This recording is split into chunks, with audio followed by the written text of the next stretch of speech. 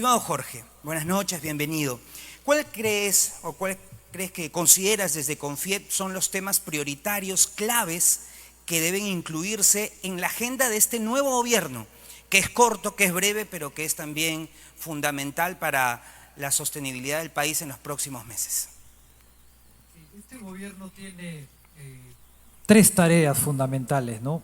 Uno, tratar de encauzar al Perú mejor para poder enfrentar la violencia, la inseguridad y el crimen organizado que se ha instalado en toda la República, ¿no?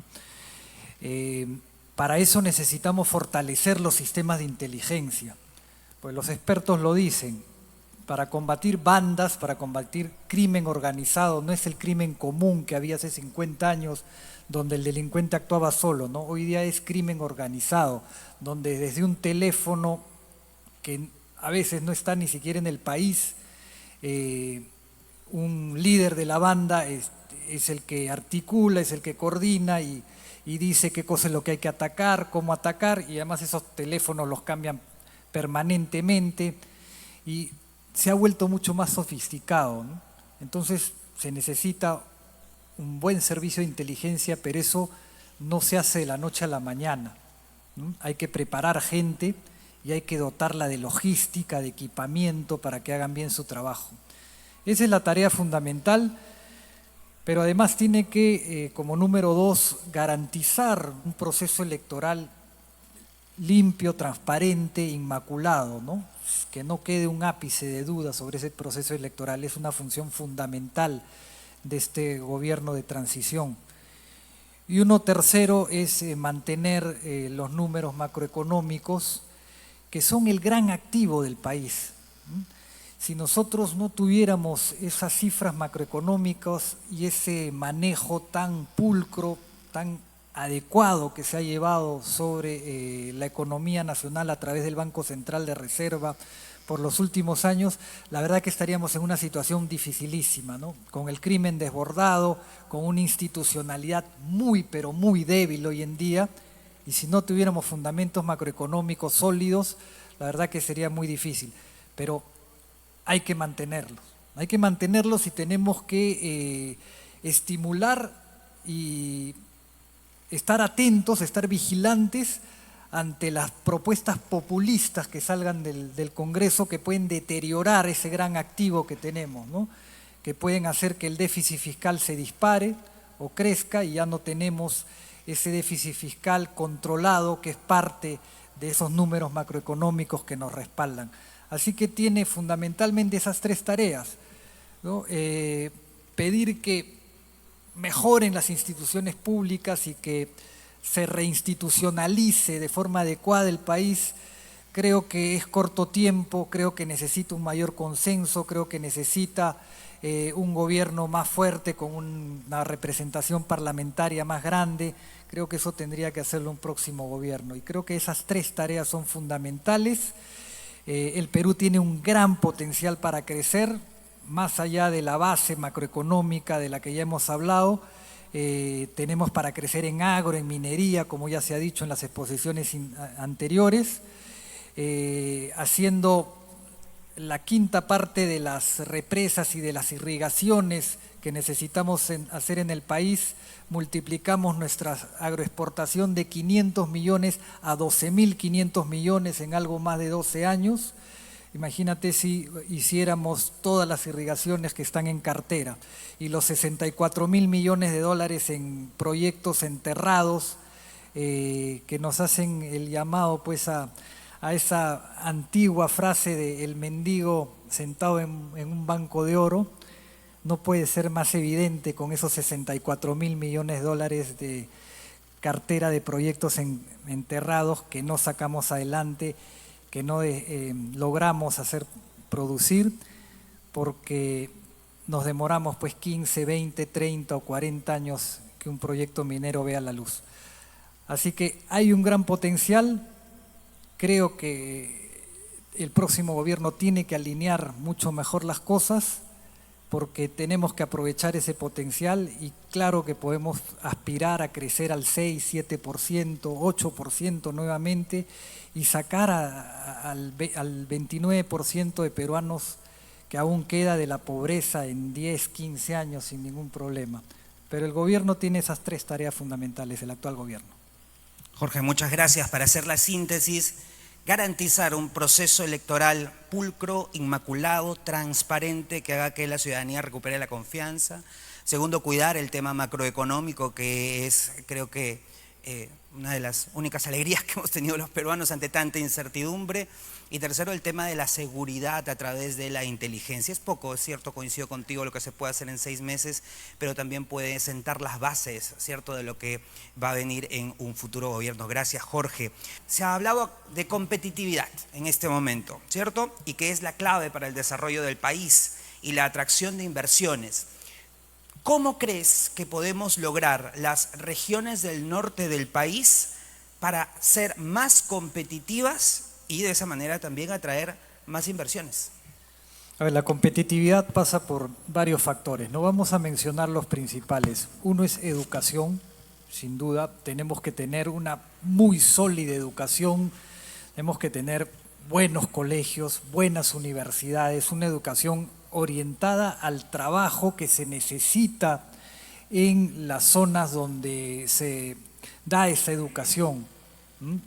Tenemos que ahí cambiar un poco la mentalidad porque hay sitios donde se requiere un tipo de mano de obra y no se encuentra.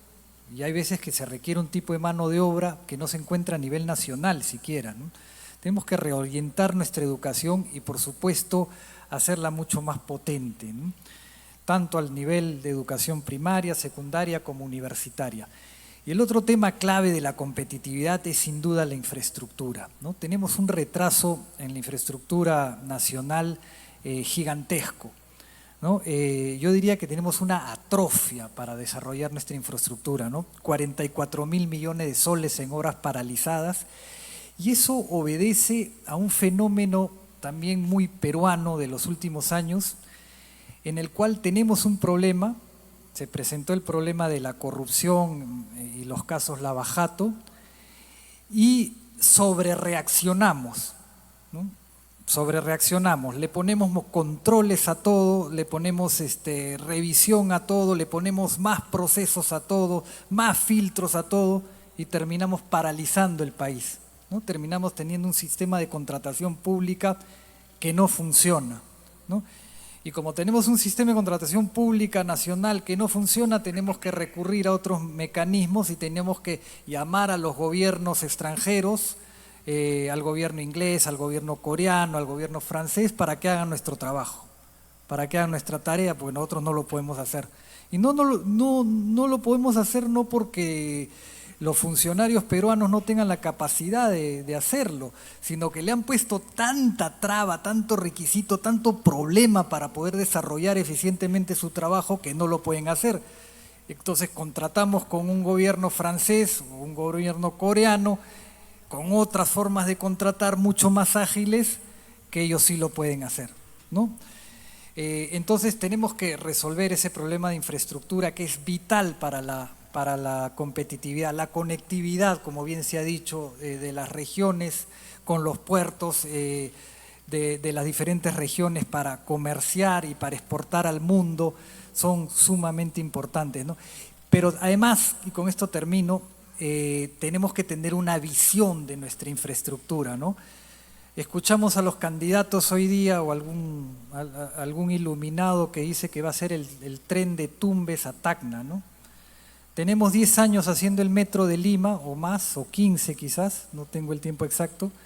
Tenemos 15 años y no podemos terminar la línea 2 del metro de Lima y a un señor se le ocurre que va a ser el tren Tumbes a Tacna, ¿no? Hay que ser realista, hay que tener una visión clara, hay que tener una planificación adecuada y hacer las obras que realmente podemos hacer, ¿no?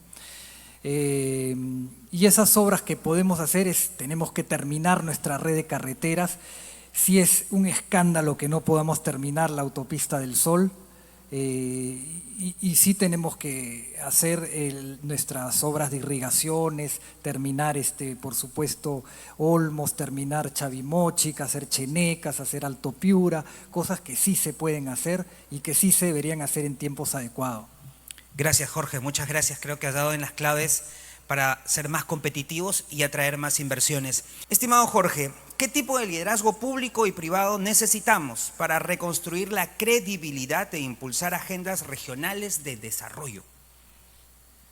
Bueno, necesitamos liderazgos, sin duda, y liderazgo público y liderazgo privado, de los dos lados, ¿no? El liderazgo público tiene que reorientarse a gente que realmente tenga vocación de servicio, ¿no? Yo entiendo, creo que se ha perdido esa vocación de servicio. Hay honrosas excepciones siempre, no van a faltar, pero creo que hace mucho tiempo que en el Perú se están primando los intereses personales o de grupo por sobre los intereses de la jurisdicción que se representa o del país, ¿no? Entonces, en lo público creo que ese liderazgo tiene que cambiar fundamentalmente, ¿no? Necesitamos líderes nuevos, líderes distintos, líderes que no sucumban ante la corrupción, líderes que entiendan que los intereses públicos están muy por encima, pero abismalmente por encima de los intereses privados. Y en el sector privado necesitamos un liderazgo más activo, más protagonista, como ya lo dijimos y como hemos coincidido en varias exposiciones, ¿no? El empresario no puede estar de costado, no puede seguir replegado, no puede seguir viendo el partido desde la tribuna. El empresario tiene que ponerse el short y meterse a la cancha, ¿no? Hay muchas formas de meterse a la cancha, pero tiene que hacerlo porque si no, las economías ilegales, como ya dije, sí se van a meter, van a jugar el partido entero y nos lo van a ganar por walkover, ¿no? Están totalmente dispuestas a jugarse ese partido. Entonces los empresarios tenemos la obligación, hoy más que nunca, de entrar a jugar ese partido.